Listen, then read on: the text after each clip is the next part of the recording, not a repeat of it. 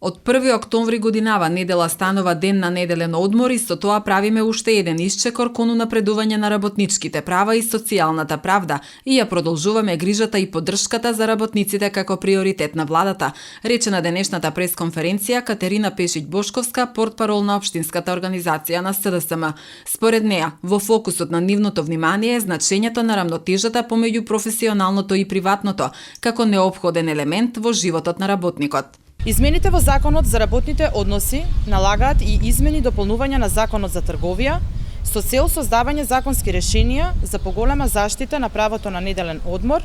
во недела и за празници и се елиминираат можните злоупотреби во однос обезбедување на користењето на оваа права.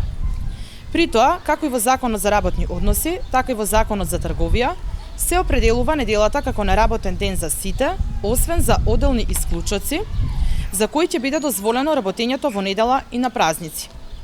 Вработените во секторите кај кои не е можен прекин на техничко-технолошкиот процес ќе добиваат дневница повисока за најмалку 50% од редовната и слободен ден во наредните 7 дена.